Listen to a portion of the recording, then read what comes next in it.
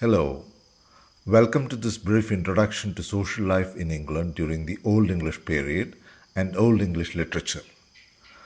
In discussing social life in England during the Old English period, one must remember that the Anglo Saxons were a tribal society who, like other tribal societies of the time and before them, practiced slavery. The slaves were mostly prisoners of war who were integrated into society as a lower class. One must also remember that class distinctions were not so rigid during the Old English period.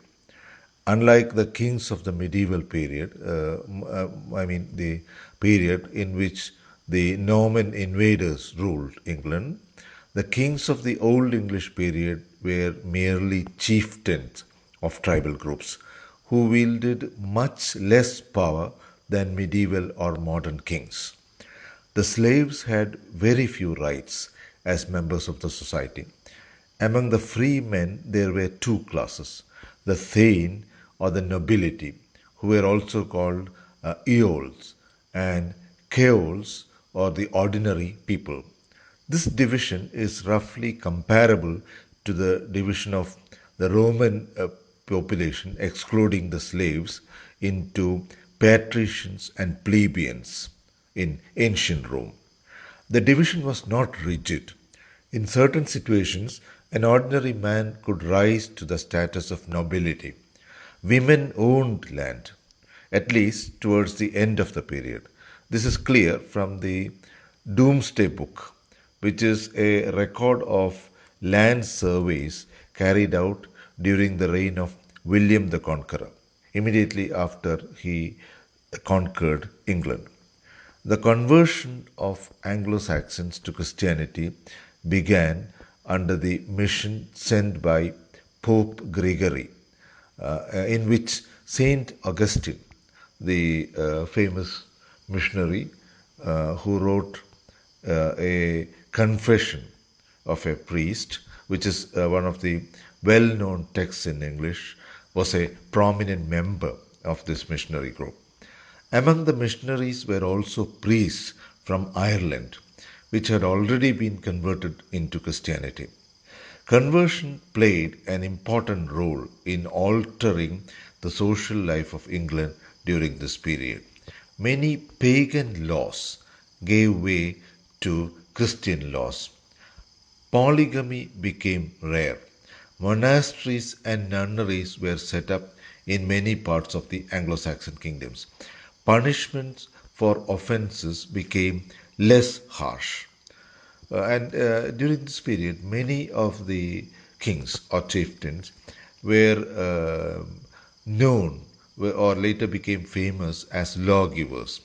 They have codified laws which have been recovered in fragments of manuscripts. A number of kings during this period had codified tribal laws, mostly under the influence of their newfound religion, Christianity.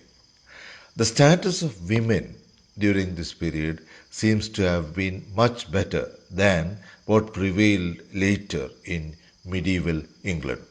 There were also provisions for the care of orphan children and children without known parents who came to be known as foundlings.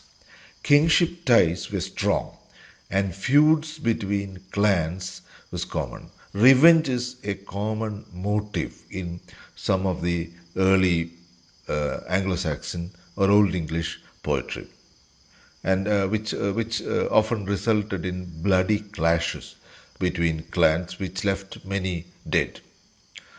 Most of the land was forest during this time, and villages were quite small, with not more than a couple of hundred inhabitants each. The Anglo Saxons lived in wooden houses with thatched roofs. As in other societies of the time, they enjoyed very few material comforts. As in most societies during the ancient period, the chief occupations of the Anglo Saxons were agriculture and animal husbandry. The chief crops were wheat, barley, and rye. The Anglo-Saxons ate bread, meat, and fish. But meat was a rare commodity, and its consumption was often limited to the better off groups of people, the Keols, in fact, the Aeols, in fact, or the Thanes, as they were known then. Honey was used to make liquor.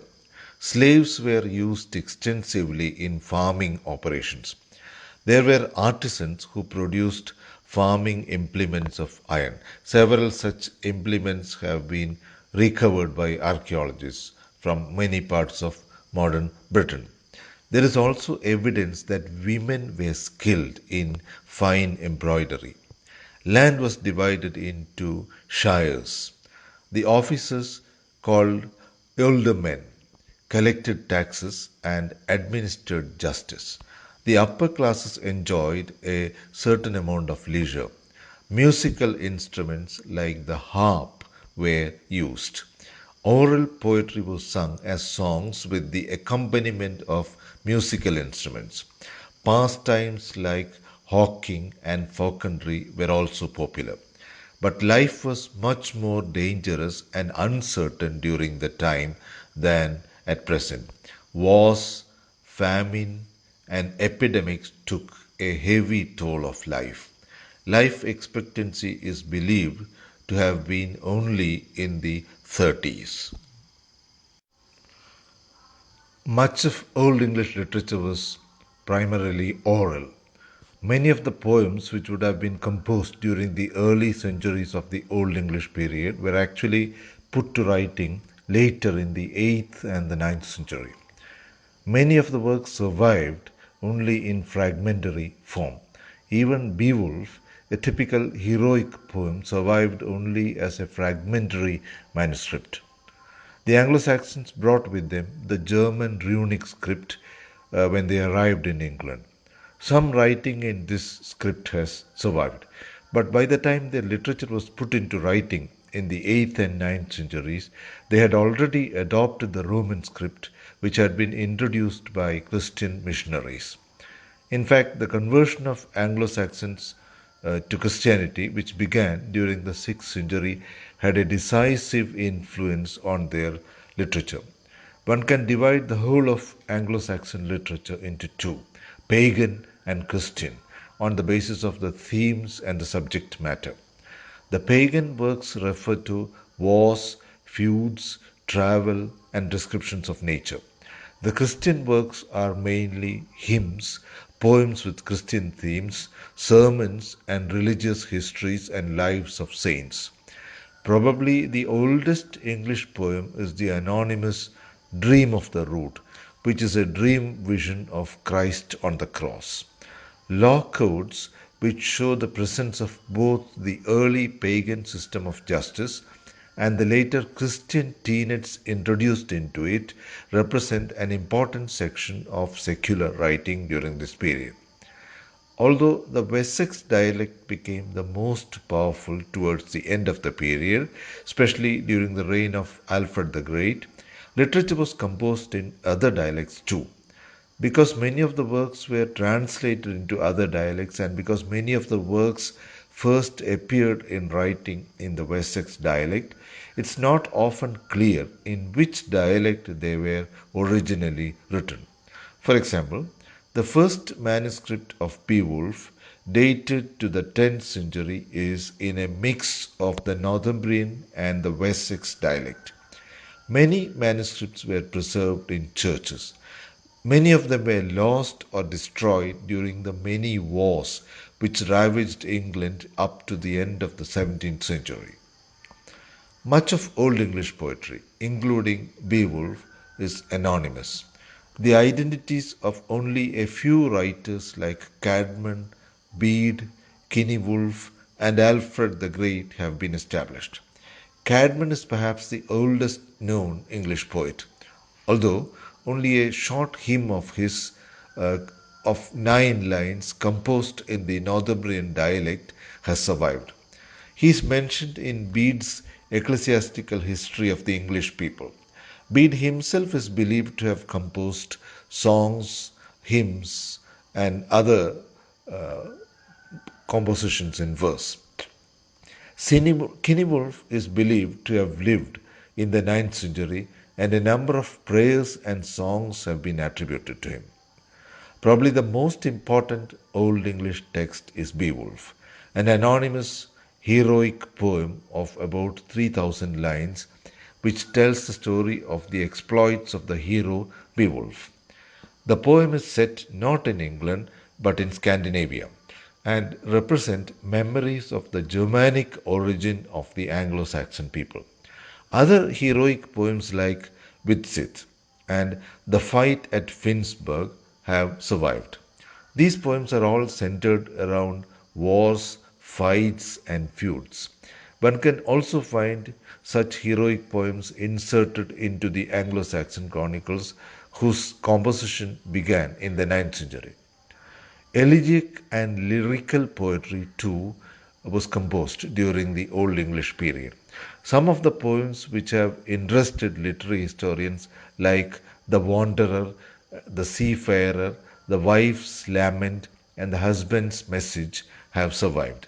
Several classical Latin poems, like The Consolation of Philosophy of Boethius, the famous Latin poet, were translated into the Old English dialects, especially the Wessex dialect.